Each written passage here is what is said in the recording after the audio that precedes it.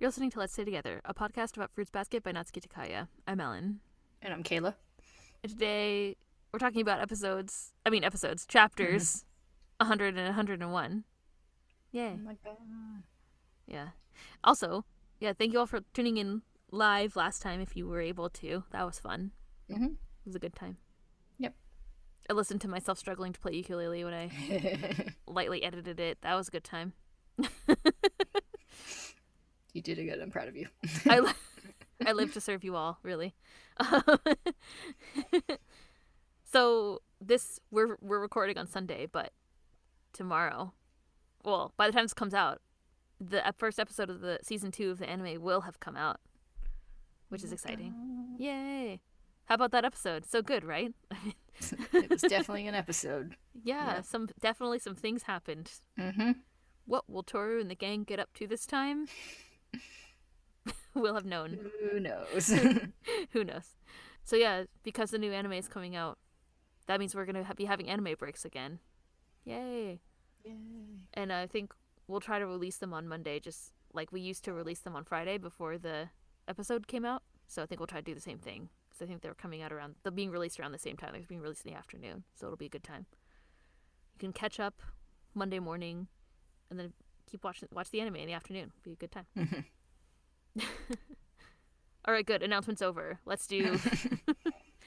All right, chapter 100 opens at Shigure's house. Shigure finds Tohru sitting at the table. Oh, wait, no, sorry. We're going to do our summary and discussion and spoiler discussion like we always do every time. Now I'm going to start. Chapter 100 opens with at Shigure's house. Shigure finds Tohru sitting at the table folding paper flowers for their school's graduation ceremony. Almost graduation, huh? He says. Then you'll all be third years. And Shigure asks if he can open one of the flowers, and Tohru says he can. Shigure-san, she says. And he's like, yes? And then Tohru stands suddenly and says, are there any errands you'd like me to run tomorrow? You asked me there today, and I ended up being a day late. It was terribly rude. And Shigure tells her not to worry about it. Still standing, Tohru clenches her fists and says, that is, next time, I'll do my best. So, and Shigure is like, okay, with a smile. I'm gonna go make some tea, she says, and Shigure is like, okay. After Tohru leaves, he says to himself, I understand, it's a difficult topic to bring up. And in the kitchen, Tohru makes tea and thinks, I can't ask him, it would be prying. Akito's a woman, there are problems between her and her mother, and Kureno is free from the curse. Can I just rashly talk about these things, especially to other members of the Junishu who still don't know? Later at school, Machi, who is unfurling a poorly folded paper flower, notices Yuki passing by. Luigi and Tohru walk down the hallway together, holding hands and talking about how both their classes are making flowers and how fun it is. I guess it's sad for the third years, though. Of course it's sad, Makoto says, suddenly passing them in the hallway and crying. Just stay back a grade, Haru says, who's also randomly appeared. Momiji says he was thinking about staying back a grade, too, because he heard that Momo wants to come to the school. Papa was panicking again, Momiji says. But when Momo gets here, I'll have graduated already. Momiji and Haru leave, and Tohru waves them off. I can't tell Momiji-kun either, she thinks. Not even about Uo-chan and Kureno-san. Even though he helped so much, I don't want to keep secrets. I don't know how much I should say. If I told them, what would they think? What would they feel? As Tohru nears the classroom, the Prince Yuki fan club leaders zoom past her with their heads and faces covered with bandanas. In a poor disguise attempt. It turns out that they've stolen all the paper flowers that Yuki made, and the kids, minus Yuki, who is doing his student council duties, of course, try to decide what to do about it. One suggested Hana go and teach them a lesson, and Uo tells Kyo to make up for the loss. He complains, of course, then realizes that the flowers that he made are missing too, and it turns out that a small contingent of Kyo fans did the stealing. I won't kill whoever stole them, but they can still go to hell, he shouts. It's a subtle kindness, one of the kids says to Uo, who doesn't look impressed.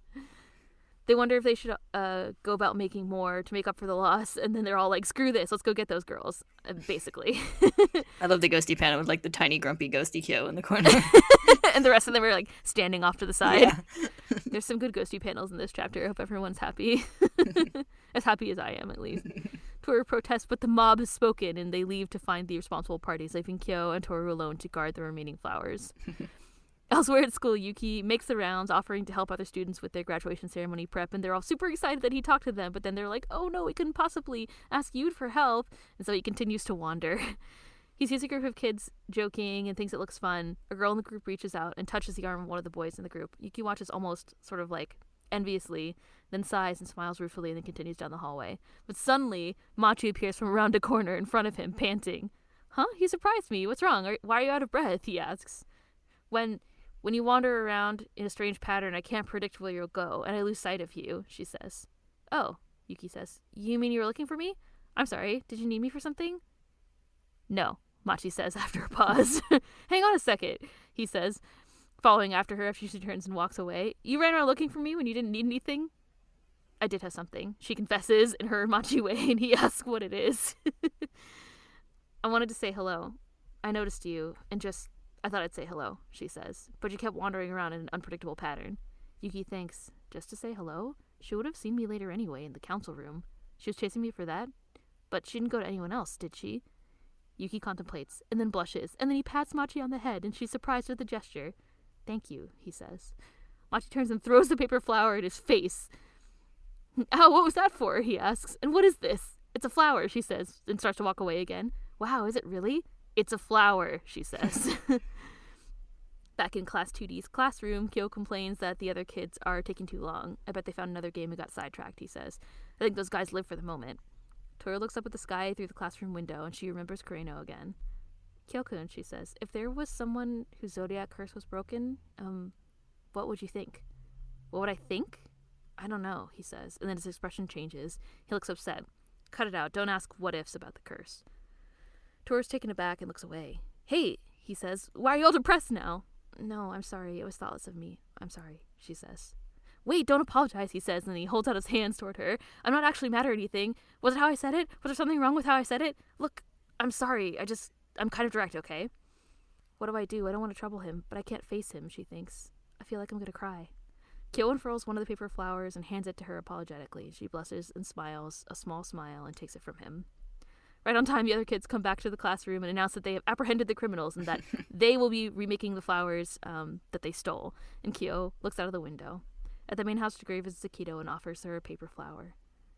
Wait, do you remember? Akito says. Remember what? He says. And Akito looks angry. The chapter closes on the narration from Akito's memory. I care about you. And that is the honest, unshakable truth. Dun dun dun. I mean. Chapter 101 opens with Akito riding in the car with Kureno on their way to a restaurant. Akito remembers a time from her childhood. Shigure, do you like me? Baby Akito asks young Shigure, who's been sitting on the porch reading. I couldn't bring myself to call him Baby Shigure. I feel like he's not a baby. He's like too old to be baby. Yeah, he's like, I don't know. Tween Shigure. Yeah, it was like preteen, early teen Shigure.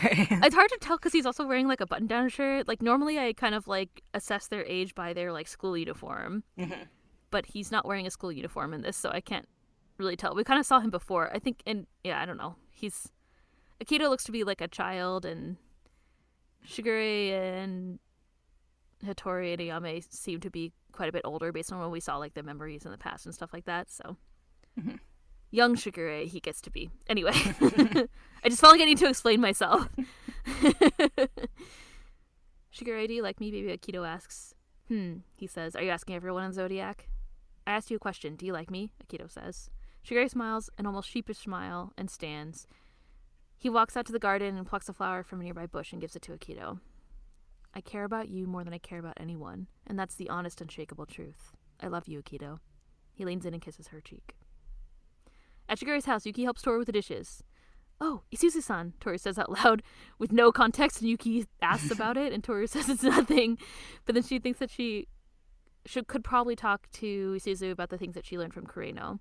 But it's been a while since she saw her, not since New Year's, and the thought makes her uneasy. Kyo announces that Shigure will be back late, and we cut away. Michan, Shigure's editor, cries into the phone at a restaurant.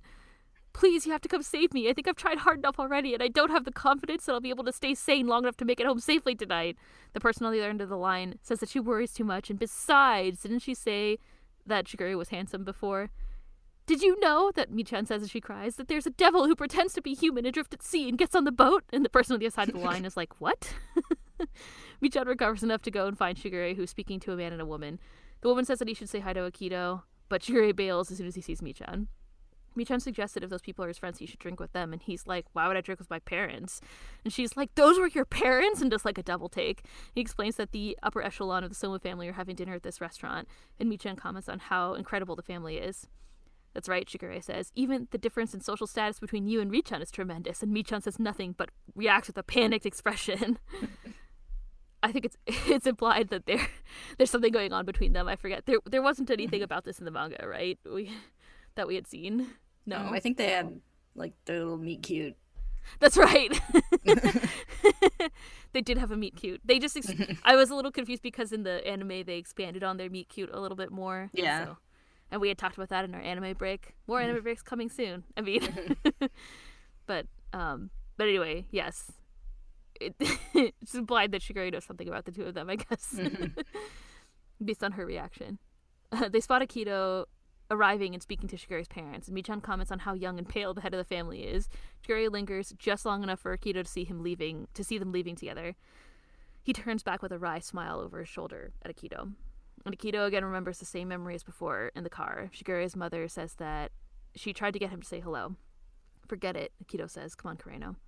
Kureno recalls his phone call with Shigure. During the call, he said Shigure didn't seem surprised. Did you know that I was released from the curse? It'd be nice if I could say something that made me look good, Shigure says, which is a feel that I align with 100%.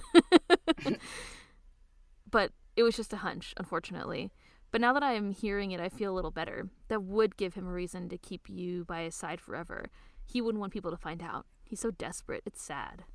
Nissan, Kureno says, I think I understand how you feel about this, and I know you hate me, but I do hate you, Shigure says. I hate you very much. And you should be grateful that I'm being honest with you. Now you can pretend to be disappointed to your heart's content. Isn't that nice? Nissan, Kureno says, I hope that you won't abandon Akito. I want you to stop treating him so coldly. Akito doesn't keep me by his side because he likes me. It's always been the same. Even now, the one who really wants is. In the present, Kureno and Akito arrive back at the main house, and Shigure has been waiting for Akito. Akito enters the room where Shigure is waiting, looking out of an open window at the night sky. Shigure welcomes her and asks if she enjoyed dinner, and Akito doesn't reply. When you dress like that, you look even more like a boy, Shigure says. Akito asks what he came for, and Shigure says, to apologize for not talking to you at the restaurant. Who is that woman you're with? Akito asks. Someone I work with, Shigure says. Have you slept with her yet? Akito asks pointedly. Oh boy, that would be difficult, Shigure says. In here I thought you'd sleep with any woman, Akito says. And Shigure says it's silly. But you slept with that woman, didn't you? Akito asks, taking off her suit jacket. And which woman is that woman? Shigure asks. Akito grimaces. I mean Ren, she yells, and Shigure looks taken aback. How dare you? How dare you do that with her? That was a long time ago, Shigure says, pinching the bridge of his nose. And you already punished me for it. You told me to get out of here, remember? And that's why I'm living in that house. Listen to you. You left without resistance in the slightest, Akito screams. You wanted to get away from here. Away from me. That's why you and that woman went and... Shigure, you like her. You like her better than I care about you, he says, repeating what he said to Akito in the past. More than I care about anyone, and that's the honest, unshakable truth. I thought you forgot, Akito says, taken aback. I never said I'd forgotten, Shigure says. Akito asks why Shigure tests her like that. I'm not testing you, he says. Don't you get it? I slept with Ren because you slept with Kureno. What? Akito says. Are you saying that it's my fault? I didn't do anything wrong. I'm special. I'm free to do whatever I want with my zodiac. I can do anything I want. We see narration again from the phone call. Shigure is saying to Kureno, don't misunderstand, Kureno. I love Akito. Then and now. I love her so much I want to spoil her rotten. I want to trample her into a pulp. In the present, Shigure looks livid. If you don't understand, then let's stop talking about this. We'll just keep repeating the same things we always do. I'll go home for today, he says. He turns to walk away, and Akito reaches out and pulls him close and kisses his cheek. For someone who denies her womanhood, he says, you sure resort to using it quickly. He takes her necktie and dips her backwards. We see the end of the same memory of Akito and Shigure from before. I'll be here for eternity, he says in the memory. I'm always thinking of you. I missed you. Shigure smiles, and Akito clutches the flower that he gave her to her chest and blushes. In the present, Akito is asleep on the floor, partially undressed, arm above her head, with her palm up, and Shigure covers her with some of the clothes and reaches down and touches her fingertips. I'll always be here. You just don't realize it. Just like that day, I'm waiting, he thinks. Outside Rin's school, Tohru talks to two girls from Rin's class. They say that she hasn't been in school in a while. Maybe she's at the hospital again. Tohru thanks them, and as they walk away, they chat. Do you think Somo-san will be able to graduate? Do you think that girl is Somo-san's friend? She's got a friend? No way. And Tohru looks concerned. We see the Soma house, cracked and neglected-looking steps, a small building with a neglected-looking porch, and a small window, and hands pressed against the inside of that window. The chapter closes with the narration, "I'll always be waiting right here. I'll be waiting for you," and young Shigure sitting on the porch from the memory looking outside. That's the end of chapter 101. Dun, dun, dun. Yay? Finish another volume. Yay! Oh yeah, we did! Exciting! Another one bites the dust. Another one bites the dust. We got to chapter 100. No. How many are there? Like, it's like 123 or I think it's 128, something like that. 136. 136, okay. Yeah, 136. So 101 out of 136. Really, really getting close. I was actually thinking about this because they said it's getting close to graduation, which means they're almost done with their second year of school. And there's like 17 out of 23 volumes, so there's like 5 or so left? 6 left? Yeah, 6 left. It's like 5.5 because the last one is kind of short. So it's like, that's a lot of time to happen in 5 volumes. Yeah. There's like a whole year left. I think there must be like a time skip because I was kind of looking through it earlier. Like, anyway, it's a lot of time to cover in 5 volumes. So I guess everybody get ready for the roller coaster ride that's about to happen. We've been talking about their second year of school for like quite a long time, I guess. Yeah, because it's pretty early on that they moved into the second year, because that's when Momiji and Haru started at the school. I don't remember exactly what chapter it is, but... Volume, I don't know, 4 or 5, something like that. I would guess that, because I think Momiji comes in volume 2. And then they go... Oh, wait, I can look up when Steamy Owens and Heartful Tour was, because that's when he tells her that they're going to be going to school. Yeah. Haru and Momiji started school in volume 4. Good guess. Ooh, look at me. Yeah. I'm proud of you. Steamy Aunts and Heartful Tour. Steamy Aunts and Heartful Tour is my favorite title out of all the titles. Like, the early ones, a lot of them aren't very serious. All the later ones are like, you know, like, believe in yourself, or like something that's like a kind of a theme from the 2 chapters or whatever. But Steamy Aunts and Heartful Tour is just just that. The other funny Momiji one is Brothers Bounding, which made me chuckle. It's like, it's technically about what's happening in this chapter. It's technically a quote. So yeah, we're rapidly approaching the end of the series, which is interesting. It's all coming together. I know. Or falling apart. One of the two. You know, it's like, you know, you have to like, you know, when you're like cleaning your room and it's really messy, everything gets like messier first and then it gets better. I feel like it's kind of like that. Seems like everything's falling apart. All the old relationships we knew and loved, you know, like Shigure sneaking around and seeing Akito. Turns out that there's a reason that we haven't seen him with Akito in a while. And a reason why they're mad at each other, which was revealed in this chapter. Which is that Akito slept with Kureno and then Shigure slept with Ren. And it seems like they're both mad at each other for doing those things. It seems like they are mad at each other for doing those things, I guess I should say. I think we talked about this in the spoilers during the last episode, and probably several beforehand, but it was revealed. Sometimes I forget that it's a big reveal. Yeah. And also just the Shigure-Akito relationship fully revealed, because I guess it's been implied in the past and very heavily implied in the last couple chapters, but in the recent past. Full on screen, 100% revealed. Yeah. Well, we didn't see them. I mean, like we just saw. Like, well, no, it did not briefly become a hentai manga, but this is still technically rated PG-13 or whatever. Rated T-13. What does it say on the back? T. Rated T for teen. Yeah. Which is the equivalent of PG-13. We got a Fade to Black, Panda Roaring Fire. Yeah. Fade to Black, Pantu, Train, Pantu, Roaring Fire. For sure. I mean, we saw the last time with Kureno, too. So Akito is still in some kind of relationship with Kureno, even though I think one of the interesting things that happens in this chapter is that Kureno... I mean, obviously we saw like more of Shigure's conversation with Kureno, so we saw a bunch of it last time, but then we saw a bit more of this phone conversation where Kureno is like, I mean, obviously I'm not the one that Akito wants, he said. And he was like, I hope you stay by Akito's side and stuff like that, even though Shigure was being an asshole to him on the phone, basically. So mean.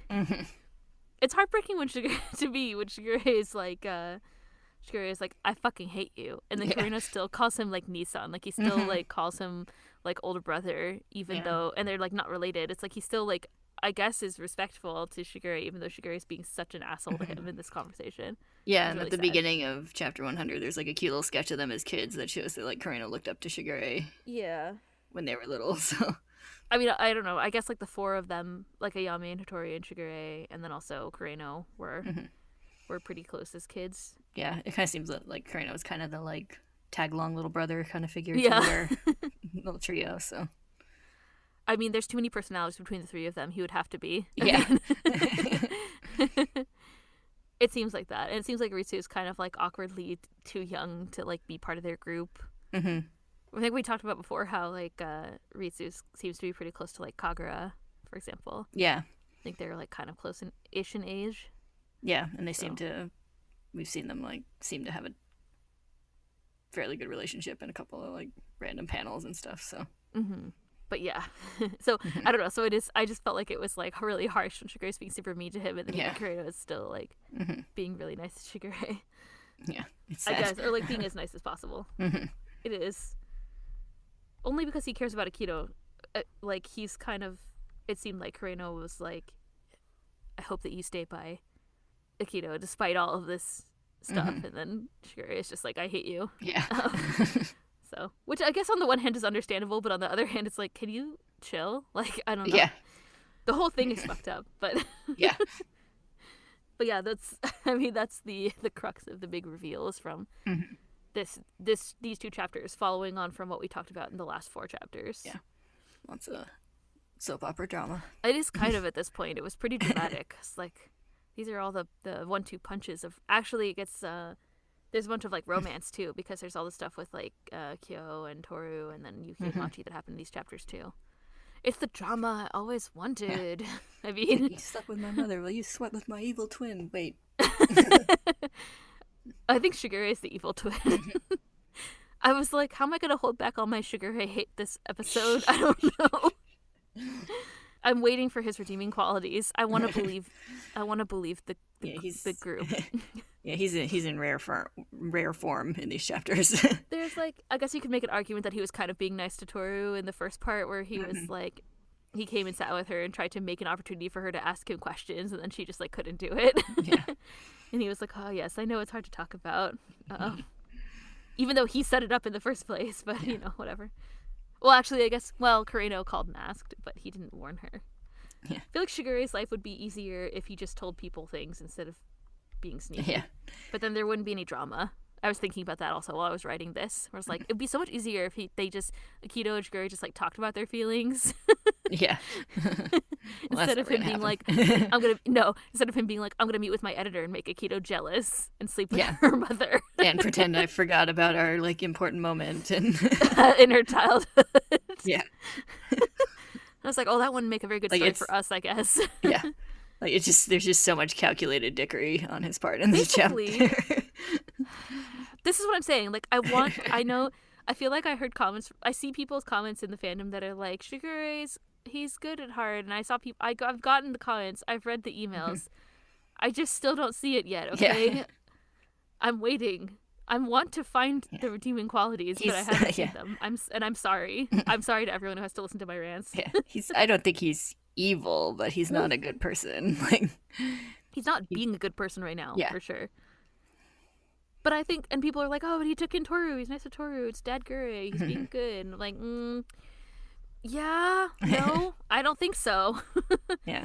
I mean Tohru is kind of another, Tohru is kind of another thing to fuck with Akito. Like, pretty much. And even, like, he says the reason why I think this is because he said to Mayu, like, Mayuko was like, oh, don't put so much on Tohru. You be nicer to Tohru. And he was like, I don't have to care about her, basically.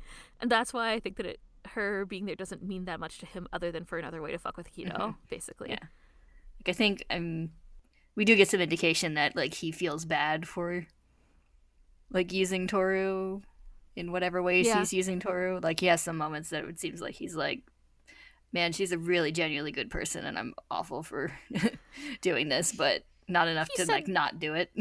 Yeah, he did say he said something about it before. Like, I think I feel like there's like a moment with like him and Hattori or whatever. Like it's maybe at the beach. I can't remember. I know we talked about it.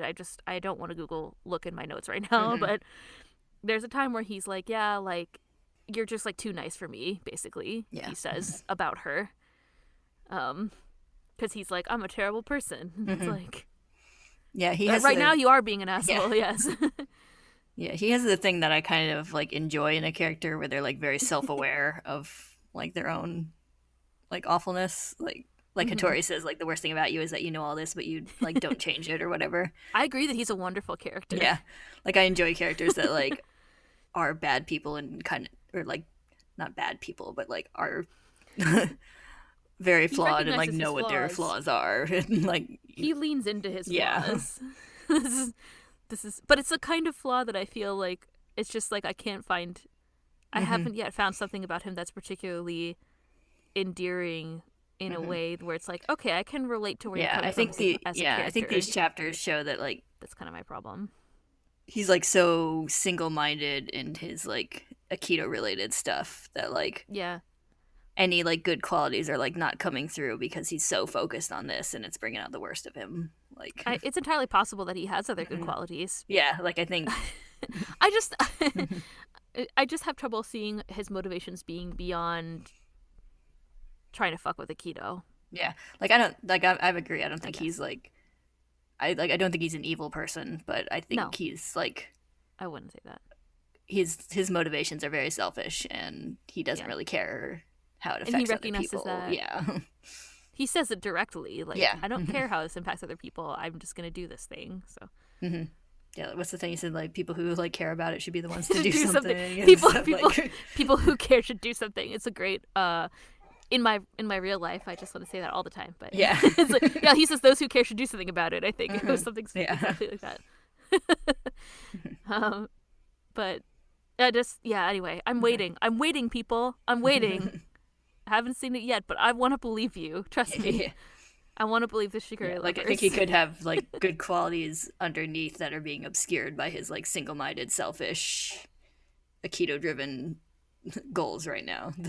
And like I don't really understand what he's hoping to accomplish. Like he wants Akito to himself, but like the way to then do that is to just constantly fuck with her all the time. Like what is up with that? It's very petty. It's like I know how to get back at. It seems to be very motivated by like jealousy rather than trying to. Yeah, I think it's like there's obviously spite in there like a lot, but I feel like from his conversation with Kureno, like he has this sort of concept that like Akito is not able to grow in any way because of how everyone like coddles her and doesn't like do anything to disobey or rebel against her, and so like he feels like he's trying to do that in some way and wishes everyone else would also.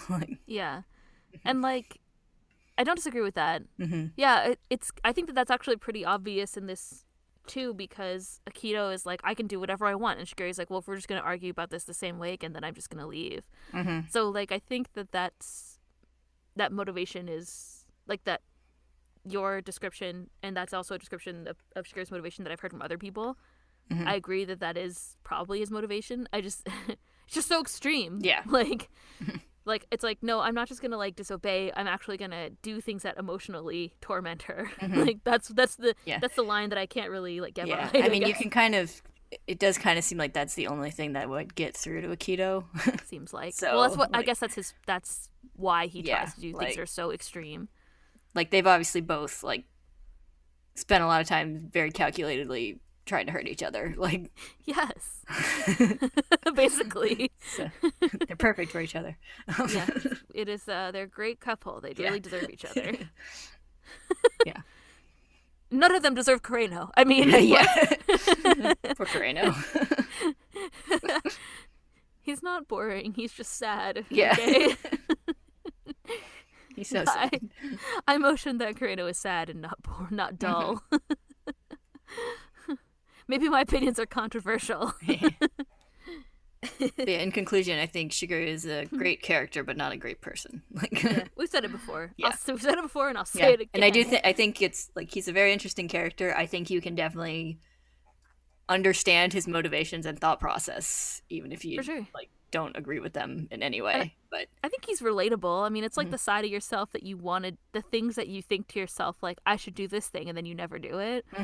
Or like, I should say this, and then you never say it. He's the one who does and says those things to the people that he wants to try to, like, get back at or, you know, kind of manipulate, I guess. Yeah, and I think there's something to be said for the fact that, like, he can obviously get away with things that the other Zodiac can't, so... Yeah. Trying to use that ability to try and, like, make some changes, even if they're very selfish ones, so... I see it. I just think he's mean. Yeah. I understand his motivations. I just, I don't see the redeeming qualities of them yet. Can we talk about some... I was gonna say, so that's our essay on Shigure. Yeah, basically. It's like, thank you for coming to my Shigure TED Talk. Yeah. Shigure is an asshole TED Talk, pretty much. And I'm gonna call Shigure as a fascinating asshole. Yeah. I apologize, except I don't, because I still haven't seen the redemption yet. But when I do, I'll make sure to point it out, okay? And I hope everyone's hanging in there. Okay, so the other things that happened. Can we talk about some of the cute things that happened? Sure. I wrote in my notes, Yuki being a derp, because I love this scene where Machi runs and finds him, and then he's like, it's like you can hear the wheels turning, where he's like, she came and chased after me, but only after me, but she could have just seen me later. And then he blushes, and it's like, oh, and then he like pats her on the head. Then she throws a flower at his face, because they also deserve each other, obviously. I also like how he just like watches the like group of kids playing around and just kind of like smiles and said like, that looks like fun. Like, he's not as like haunted by his like jealousy of other people's abilities to like have friendships and stuff anymore. And what seems like I think it's implied that it's like a potential romantic relationship too, where the girl's like the girl's touching the guy. I think it's just like a closeness with people that he feels like he can't have. But he seems to be kind of like over more like, those feelings, I guess. Yeah, it's more like fondly wistful than like actively like he's just like jealous and self-deprecating. Yeah, exactly. Yeah, it was sweet. I was like, if that's not growth for Yuki, then I don't know what is. Yeah. I also like seeing like Toru's class just be silly friends again. Yes. The kids being kids. Yeah. I like they have a cute class. Yeah. I like the one kid that like tells Hana to like make them pay or whatever. He's like, sick 'em, Hana. And she's like, I don't feel like it. Basically. Yeah. Which is another one of the things which like it's just a funny moment, but it's also like when you think about like Hana's childhood and relationship to other students in her previous school, like it's like, oh, they're just so like casual, like, yeah, do that thing. Go use your powers to fuck them up. Yeah. Their class has a little bit of like cohesion and like an acceptance of each other, which is nice. And I don't know, I guess they were kind of always like that, but we get to see it more and more toward the end, I guess, which is nice. It was cute. I like how they all decide they have to go and hunt them down. Yeah, rather than just stay there and make the flowers themselves. Like, Kyo is like, they don't have to die, but I would appreciate it if they all go to hell or whatever. I forget exactly what he says. I was like, if that's not growth, then I don't know what it is. Like, he's just like, they probably got distracted and like with something else. Those guys just live in the moment. And Toru's like, oh, I'm sure that's not it. I'm sure that is it. Yeah. But... Sweet thought nonetheless from Tohru. Also, Tohru tries to protest, and they're like, get him! Let's get him! And then, of course, we get their sweet Tohru and Kyo's kind of moment where Tohru tries to talk to him about the curse, and he's like, stop making nonsense. And she's like, I'll never ask you a question again. Yeah, basically. I think it is like telling that, like, you know, she spends like the first half of that chapter being like, oh no, I can't talk to anybody or ask anybody about it, but she doesn't really hesitate that much to try talking to Kyo about it. Yeah. The whole thing is like, oh, maybe I could talk to this person. Like, maybe I could talk to Shigure. Maybe I could talk to Rin. I don't know where Rin is. Yeah. It's like, maybe I can't talk to Momiji. I know I can't talk to Momiji and Haru. And then at the end, it's like, hey, Kyo, what about this purely hypothetical scenario in which someone's curse is broken, and he's like, what the fuck are you talking about? Yeah. And it's like, okay, that just confirmed all of her fears, basically. But then he apologizes by giving her a flower. Yeah, it's cute. It's adorable. He's like, I'm not actually angry. It's fine. But I think I guess it's more that it's not that she worries that she made him mad, but more just like Yeah, she doesn't want to it was clearly upsetting to bring it up. Yeah. Which makes sense, because obviously we all know, and Tohru knows that it's possible, but in Kyo's mind, nothing is possible. So every time somebody is like, that's why he's always so angry about the future and stuff, too. People are like, what do you want to do? He's like, I don't fucking know, and I don't care. Like, so it's kind of his knee-jerk reaction, which makes sense. But, like, I feel like she probably could have picked, I mean, she's obviously most comfortable with Kyo, which is kind of, I think, the point that you're sort of leaning toward in your what you're talking about, but she probably could have picked anybody else and they probably would have reacted better than he would, I think, in reality. He has a lot of other things on his mind, I think, in terms of his, like, future, the possibilities of his future, as opposed to someone like Rin, who we know is trying to break the curse, so. Yeah. Which is why she's trying to talk to Rin afterward. Yeah. Well, she goes to Rin's school, and they're like, I don't know, because not surprisingly, Rin doesn't have any close relationships with her classmates, so. Just imagine Tohru going there and being like, do you know Suzu-soma? And they're like, who? Until some girls are like, yeah, we know her. What of it? Like, they're like, Rin has a friend? The other girl's like, haha, no way. Like, they're, like, terrible. They're awful. Also, I feel like I don't remember if I mentioned this, but maybe it was just a personal thought that I had, that it was like, Rin and Kisa's uniforms look really similar. I wonder if they, like, went to the same school or whatever, but Toru's just like, oh yeah, Rin's school is next to Kisa's school. So I guess, like, maybe they're the same. Yeah, it's probably like the private school system situation. I was really proud of myself, though. Yeah, especially since, like, most of the Somas go to, like all girl and all boy schools. So. Yeah, gender segregated schools. But yeah, I don't know. Who knows? We haven't seen Rin. We'll see what happens. There's some imagery things that I want to talk to you about. One thing that I noticed in both of these chapters, even though one leads into the other, but I wouldn't say they're necessarily related. It's just like a kind of a collection of random things that happen at school. It's like still dealing with like the aftermath of the last 4 chapters that we covered in our live episode. But one thing that I noticed this time was that there's a lot of like window imagery. Like, so you have, like, Machi looks at the beginning. Let me list them for you. Machi looks out of the window at Yuki. Tohru and Kyo are standing by the window in the classroom. Tohru looks out of the window, and then Kyo looks out of it at the end. There's even, like, Akito in the car. Like, they don't really look out of the window, but they're clearly shown inside, and you see the window. Also, there's, like, Kureno is talking on the phone to Shigure during the phone call, like, memory. Kureno has his hands, like, on the window. And then there's one scene at the end of that phone call that's like Akito standing at the window. You can tell it's Akito because it's like you can see the faint outline of like the sash, like the obi of the whatever like kimono that she wears inside, as opposed to like whatever Shigure is wearing. It's like not what Shigure is wearing. And then there's Shigure inside when he meets with Akito. He's first standing inside looking out of the window at night. And then there's, like, the kind of, like, the hands we saw in the window at the end of the chapter. So there's a bunch of, like, this people being trapped inside of things imagery, basically, for the whole chapter, which I thought was kind of interesting, because we don't really see that a lot, even though it's kind of almost obvious. Last time there was a bunch of, like, dark interior spaces, like Kureno's dark office and, like, Akito's dark bedroom, and we've seen that kind of imagery to kind of, I think, represent the sort of, like, you know, dark nature of the inner family. But this time we see a lot of people kind of being inside of things or inside things looking out, being like trapped in a situation and looking out. Yeah, I feel like we've gotten some of that in the past, just not as like for sure as many at one time. Because like I know we had like baby Yuki in his little isolation room, especially like the one where baby Haru yells at him, and like I know we've seen like Akito leaning out of windows and stuff. That's right, yeah, the very first time we see Akito is Akito's leaning out of window. There's also, like, the time when Yuki wore the hat, like, ran away from the house and stuff. Like, wasn't he sitting by the window while he was, like, sickly at night and stuff? And there's, like, the rest of the panels are dark, and it's, like, the light coming in from the window and stuff. Yeah, I think so. I think we do see a lot of window sort of imagery, but it was just a lot at once and a lot of characters at once. Like I thought it was interesting to purposely position Machi in a window too, like in this chapter. Yeah, it kind of feels like so much has like happened lately in characters, like they're on the verge of like breaking out of where they're stuck. Like like almost everybody. Like yeah. Toru's like, you know, now that she knows the curses can be broken, it's like you're one step closer.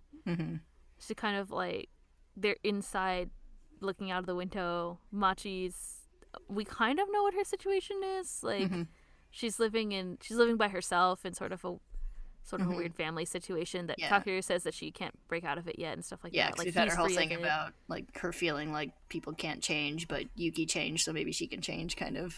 Yeah. Thoughts. So like. Yeah, it's imagery that's been present before, but not so much in such a short period of time. So it stood out to me this time. It's something I wanted to call out. Yeah, I feel like kind of in the past it's been like more of like people being trapped or stuck in some kind of situation, and now it's kind of like people are like actively looking out the windows most of the time. So it's like they're like seeing what they can maybe almost reach, like. Yeah, it's like, probably symbolism for seeing the possibilities or, considering, especially when you have Kyo looking up at the end of their conversation and, like, Shigure looking out before meeting with Akito again and stuff like that. Kureno looking out of the window, talking to Shigure on the phone. Yeah. It sure seems like that. Also, I mean, like, who doesn't want to look contemplatively out a window? Yeah. It is very striking. It's a great striking visual choice. Yeah, especially in a black and white visual medium. Yeah.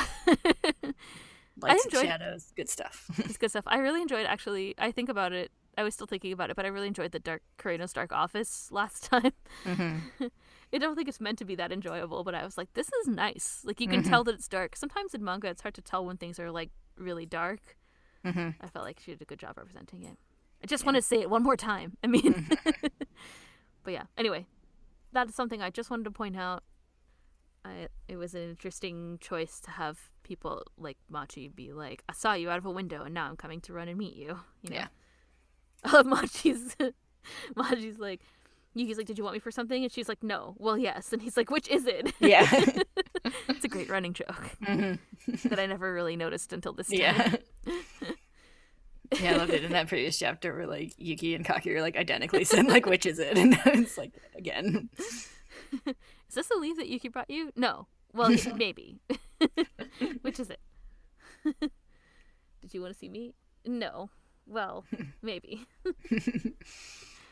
It's great. I like how Yuki's also actually, like, yes. She's like, she also comes in and she's like, you're hard to find, basically. And he's like, oh, you meant you were trying to find me? And she's like, no. Well, yes. It's so good. Machi's actively denying. Yeah. It's wonderful. I love how instead of being like, oh, maybe I'll go say hi to him. Oh, I lost track of him. I guess I'll see him later. She's like actively hunting him down. Running down the halls. Meanwhile, Yuki's just like, do. Yeah. Like, oh, I'm gonna go check on this club. I'm gonna go check on this club. And Machi's probably like, what the fuck is he doing? It's so good. It was wonderful. Well, all while like carrying the poorly made flower that she then chucks at his face. Yeah. It's the best kind of. Okay, he's like, wow, it's even worse than mine. Yeah, basically. He's like, are you sure this is a flower? She's like, get the flower. This was the shining light of the chapter. Yeah. Even though Tohru and Kyo's scene is cute, it's still like tinged with drama, as opposed to this just being fluffy. Yeah. I also enjoyed the brief reappearance of Michan. Oh yeah. I enjoy the allusion to her relationship with Richan, which was and something I forgot. It's one little one-off scene.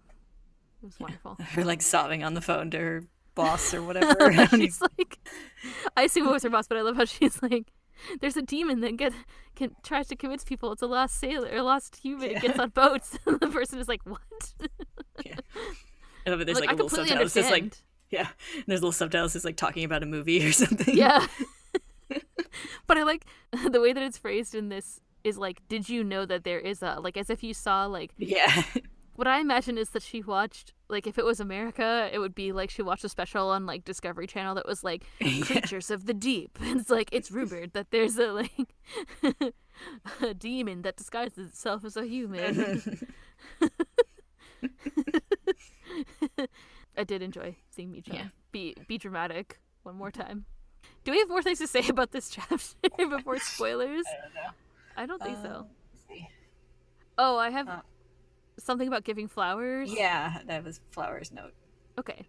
First of all, this is the flower that we've seen associated with Akito. Oh yeah, many times throughout the series. I don't think I even commented on that when in the discussion. Like the actual flower we see in the past, not the paper flower, obviously. Yeah, Tsubaki, whatever it's called. The not chrysanthemum. Wasn't it like a camellia or something? I think it is a camellia. It's a type of camellia. It's red. Yeah. And it has a yellow inside. Shigure just picks it off of a bush like an asshole. I mean, it's okay. The Somas own them all. That's true. Also, there was a bunch of other ones on the bush, so it was fine. But it kind of makes sense. This is like, it's the imagery that's been leading up to this point where we've seen Akito with this flower over and over and over again, and now I feel like this is like the origin story of this association with, or Akito's association with it. I'm sure the Somas have plenty of immaculate gardens, but this one is the most significant. But and like there's definitely a parallel drawn between the Shigure giving the flower in the past and the like use of the paper flowers in the present. I think it's also kind of interesting that like we don't normally see any parallels drawn between Kyo and Tohru and Shigure and Akito. So in these chapters, both of Kyo gives a flower to Tohru after he fucks up, and then Shigure gives a flower to Akito, which I thought was kind of interesting. I don't know if there's something to be like purposefully, like drawn from that, other than people give flowers to like people that they like. So it's just interesting because they aren't normally their relationships aren't normally compared, and there's clearly like a deliberate comparison. So I wonder what's up with that. Yeah, it almost seems like a contrast rather than a maybe than a compare. Like because like it's in a positive context here where like Kyo is like trying to like make up for thinking he upset Tohru, whereas like Shigure is like deliberately using it to like dick around with Akito's feelings again. Yeah, it's definitely. Yeah, he's like, hey, how about I give you this paper flower? And then Akito's like, do you remember the thing? And he's like, what the fuck are you talking about? And then like, and then the next time, he's like, I didn't say I didn't remember. Yeah. Also, baby Akito's kimono or whatever has a really cute little butterfly flower pattern on the bottom, which is cute. I definitely forgot to mention that earlier. I guess this is still like, from first the of all, days. It's cute, but second of all, like this is the pre-Akito dressing like a man as a male child, I guess. Yeah. Situation. I wonder, like, it's kind of, well, we've seen Akito in a lot of like really plain sort of like. I don't know if you would classify those as like yukata or something. Whatever. I'll just generically refer to them as kimono. But Akito wears a bunch of plain ones as a child, even as a child, like we saw with Memories of Yuki. But in that one specific scene, she's wearing like a floral one, which is seems like feminine. Maybe like I feel like maybe it was like not done as strictly at that point. Maybe still pretty young. Like maybe kid kimonos aren't as strict. Yeah, I don't know. Yeah, probably though. Also, like, I mean, for this specific scene, I guess you would want, as an author, you probably want to emphasize her like femininity, I guess. So. Yeah. And also now it's not a spoiler anymore, so you can't just. People would probably have picked up on it before, I guess, if you had drawn her that way. There might be practical reasons, I guess, is what I'm trying to say. Yeah. But I'd like to think that it's more like, maybe the clothing choice wasn't as strict, or she wasn't as encouraged to dress in a more masculine way until she was a bit older. It is notable in that scene, though. Yeah. Shigure also kisses her on the cheek. Shigure, stop being gross. She's a tiny child. I mean, another reason for me to dislike him. I mean, what? I don't think there's any other things that I want to talk about that are not spoilery. Yeah. Oh, I have spoilers to talk about, though. All right. Well, then maybe we should call it a wrap for today. Okie doke. Next time we're going to talk about chapters 102 and 103 according to my notes. Great. We're going to move on to... I haven't glanced at them because it's a new volume. I creeped. I was doing some pre-planning for the rest of the series, so I looked at them. But before that, we'll also be talking about the anime, which will be exciting. Woo! I am excited. I'm really excited. It's almost summer. Summer will be here soon. We'll be here soon. Perhaps on Monday. I don't know what the episode is going to be, actually. I forget which one was the last one from the first season. Yeah, we had... we finished up the True Form arc, and then we had just kind of like a general, like, stuff's coming up kind of foreshadowy episode. Something's happening. Yeah, I think there was foreshadowing. Yeah. And there was some stuff that was, remained after the True Form, so. Yeah, because I know we had a glimpse of Kakeru and Machi. That's right. I think we had a glimpse of Rin. Like, what are they going to do now? Because the end of the original first season was I think there might have been one episode of the True Form arc, but it was like kind of yeah, it was like because the series wasn't complete. Yeah, it was a anime invention of like Tohru goes like, to the main house. Mm-hmm. And some other things happened, but like in this one it was like there was more. Anyway, whatever, we don't need to keep talking about it. The people know. We'll have seen it again by the time this comes out, so that'll be exciting. Yeah. Anyway, I hope everybody enjoyed watching that first episode of the anime. If you're watching it, I'm sure most people who are listening to this are, so that'll be good, and we'll talk about it on Monday. Jealous of you in the future. Yeah, I'm so jealous of future me. Like less than 12, maybe. It's like future me gets to see everything. Yeah, future me from 13 hours from now. Like, it's not even that long from now. All right, good times. All right, next time, 102 and 103, and also anime. We'll see you all then. Bye-bye. Bye.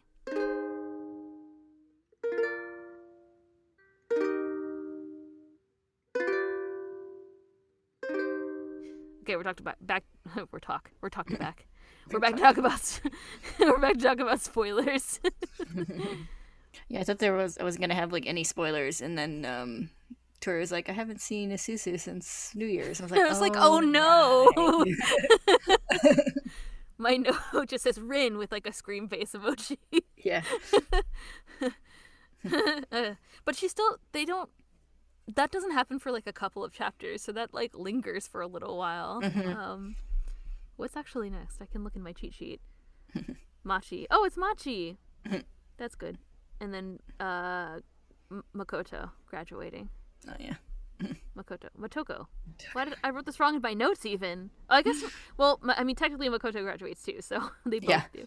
But it's specifically about Motoko. So, and her thing with Yuki. Yeah. And then there's a whole Haru and Rin thing. 104 to 107. So it's the last 4 chapters of volume 18. But yeah, we have like the little like ominous like, oh, haven't seen Rin in a while, and then the ending is like, yeah, she's in the cat's room. Yeah. I was like, can't really describe this in any more detail. Yeah. It's interesting to me. Well, I mean, we know that area is off limits basically. So, but it's interesting how you have this, something that I noticed reading this through that we couldn't really talk about in the non-spoilers is like you have the contrast of the garden that's so like immaculately kept where Shigure gets the flower for Akito, and then when you see the like kind of like panning through the house up to the cat's room, it's like the stairs are all cracked and like the porch. It always like I always feel like what makes that room feel super isolated to me is the fact that the porch is all fucked up. Like there's no like exterior wraparound porch. And then there's like this concrete porch that's all like cracked and stuff. Like obviously it's like it's expected that no one is going there. Yeah. And I always find that to be really disturbing in retrospect. And you can see it in this like kind of little pan up scene. And then you see her hands, which of course is like also related kind of like imagery of these people that are trapped. Yeah. Especially her. Yeah. And how like her window is really dark. Like most of the other windows in this chapter are like bright. They're actually open. But, sometimes they're open, or sometimes you can see all the way through them. Like you can see Kureno's. It's glass. Like you see the glass texture in front of him, but you can see through it. Yeah. Yeah. No. That's that's coming. Yeah. So disturbing. It's one of the most fucked up things that Akito does, I think. Yeah. Out of all the things. I think it also kind of like makes sense that like Akito's been like extra Akito in these last couple chapters because like yeah, I don't know exactly when. Oh, actually I think it was so like Kureno talked to Akito, right? And then Kureno talked to Tohru and Rin passed by, and I'm pretty sure in the time where I definitely didn't go and fact check this, but I'm pretty sure in the time where Rin goes in and takes the box, she's wearing the same clothes. So it's around that same time. So this is like at this point in time that we're seeing it happened like a couple of days ago. So like all of that was kind of around the same time. But like it makes sense like emotionally from Akito's perspective because like she like Yuki was insubordinate. Yeah, stuff with Yuki and then with Ren and then like Shigure's being an asshole. Yeah. So. Kureno went out and it went to talk to Tohru, and then Rin snuck in and tried to take the box. So it's all the stuff happening at the same time. Yeah. Akita's a very delicate And she's like, I can do moment. whatever I want. I can do whatever I want with Junichi, including lock them up, I guess. Yeah. Which is fucked up. In a word. But yeah, that's exciting. Question mark. I actually really love when Haru goes and like picks her up. And she's like having these kind of like hallucinations about him. And she's like, oh yeah, I feel like he's here now or whatever. And he's like, yeah, no problem. I am here.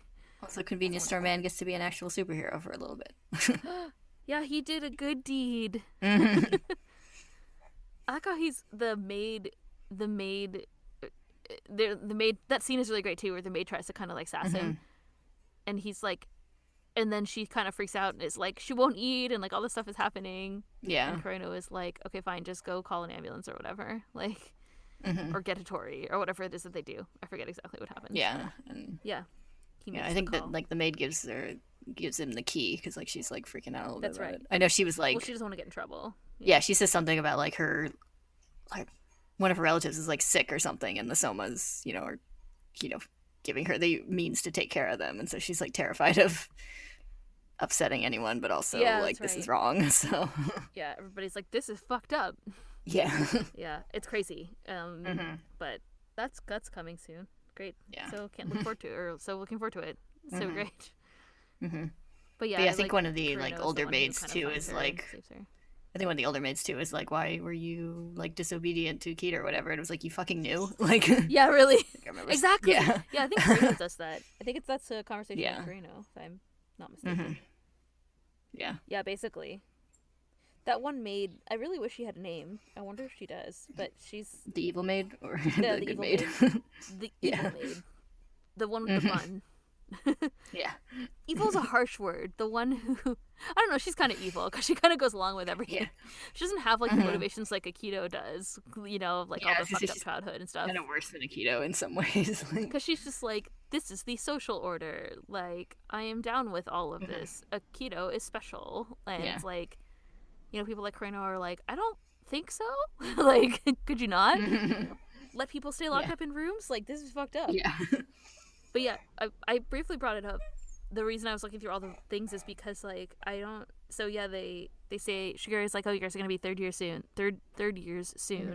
And then I was like, but doesn't this series end right when they graduate? And there's, like, 5 volumes left. So they're going to compress, like, 5... Or, like, a year into 5 volumes? But I guess there must be some kind of, like, time skip. It's hard to tell, though. I was looking through it. I think there's a time skip at the end, like after all the drama and up to the point where they're actually, like, talking about, like, graduating and stuff. But then it says that Tohru was in the hospital and missed her final exams. So how long was she in the hospital? Was she in the hospital for, like, 6 months? Like, that's, I guess, possible, but... Because there's, like, no more New Year's and there's no more winter. Like, if you look at the... So it's like they skip from, like, spring to spring, essentially. We'll talk about it in detail, but I was like, I don't know. Maybe it's just me. I kind of, upon skimming through it, was like, where exactly is the time skip in this? Like, it's... I don't know. It's very odd to me. I spent a lot of time staring at their uniforms, being like, when does it change over to spring? It's like, Anyway, that's how I judge time in the series. It's by what uniform they're wearing and, like, any events, but there weren't any events. There's, like, so what's upcoming after all the... I think it's actually... Yeah, after the Rin stuff, it's Toru's mom's death, like, anniversary again, which was in this May, or it was, like, the spring of her first year of high school. So we saw one anniversary already, so now we're seeing the second one. But then there's a bunch of time that skips at some point that's not really covered. Yeah. I know we have Momiji's glow up, which kind of implies a bit of a time skip. They're wearing long sleeve uniforms in his glow up, so maybe that's supposed to be fall. His glow up. There's a great scene where they're walking down Tohru and him are walking in the hallway, and he's like, everybody keeps staring at me. He's like wearing the boy's uniform. Yeah. Yeah, I feel like it's like kind of multiple smaller time skips rather than like one big one. Like it's like these couple chapters, and then several weeks go by, and then these couple chapters, and I think so. That kind of thing. Like I said, they're based on how their school uniforms change, and then like also Hiro's little sister gets born, and then she's like bigger a couple chapters later. Stuff like that. Yeah. So I think it's just kind of like stuff is happening really fast in the last couple chapters. So. But no New Year's wishes. No Rin falling asleep in the corner. My point is there's no winter. That's the only issue, I guess. I mean, I guess Toru could have been in the hospital for a long time, but I don't think she was in the hospital for that long. This is my rant. Yeah, I feel like it's probably the same season as the very beginning of the series, because the whole thing about, like, oh, there's landslides around this time of year. Like, oh, yeah. So that was the fall. Because I think she said it's going to be another... She said it's going to be hot. I forget. There's something they say that there's some reason that it takes place in fall. Yeah.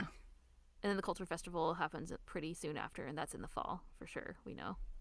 So, yeah, I think you're right that it's little tiny time skips. I guess what I'm trying to point out is there's a whole year in, like, 5 volumes. And year 2 took, like, 10, so. Yeah, well, like, 9 of them were, like, summer, so. Do you know it's going to be summer soon? Okay, it's the last time, this episode at least. Okay, I don't have any other spoilers to talk about. Just, like, there's a lot. There's a lot of Rin stuff. Yeah, all I wrote was Rin. Like, the next going through couple chapters are Machi and Yuki too, so that'll be fun. Yeah, but yeah, it's like going through the first chapter, and I was like, oh, there's not really anything spoilery. It's just like the aftermath of reveals, and then she's like, oh, I haven't seen a Suzu since New Year's, and I was like, oh right. Oh. It's like I almost forgot that this unpleasantness happened. We once got a coffee nation that was like, ouch, you guys deserve this for talking about all that Rin stuff. I always think about that when I think about Rin. It is hard, but I love Rin, so it'll be okay. I was just looking at kind of like the end of the series where Rin is like, I'm still mad, and everybody's like, it's okay. Toru is like, it's okay for you to still be mad about everything that happened, basically. Whereas everybody else is like, I feel great. Everything's wonderful. Now the curse is broken. Yes. So that's just a side rant about Rin. Thank you for coming to my TED Talk about Rin. Yeah. Yeah, I do like how the ending's very, like... like, you're not expected to forgive this person who did horrible things to you. Like, especially not immediately. Like, I'm sure, like, some of them, I mean, obviously some of them, everyone deals with it in a different way. It's kind of interesting because, like, the curse breaking is obviously seen as, like, a good thing, but also this huge loss, especially in the way that a lot of them talk about it. Like, Yuki's talking to Machi at the end, and he's like, oh, I had to say goodbye to somebody I was with for a long time, and he's upset about it and stuff like that, so it's kind of interesting. Yeah. Anyway, we'll get there someday. Yeah. We'll get there someday in August and or September, depending on the timeline of when we record these. Assuming I don't get a concussion again. But, I mean, I'm not really going outside that much these days, so... Yeah. It's probably not going to happen. Just don't fall off your raised porch thing. I won't. I do have a balcony at my house. I promise not to fall off it, though. I almost never go on it. I promise not to play any hockey inside anytime soon. All right. Yeah, I don't have any other spoilers to say. We'll just see what happens next time. Yep. All right. Thank y'all for listening. Hope everyone's excited about the next anime break. We'll see you next time. Bye-bye. Bye. Yeah,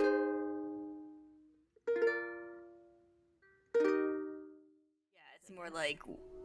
Train. Oh, train. You bastard. Tell the train to get out of the sound booth. I mean... It's like right behind me. It's like, train, come on. Get out of here. We're trying to record. This is a serious operation. He's like, but you let Bourbon here. Why not me? Why not train?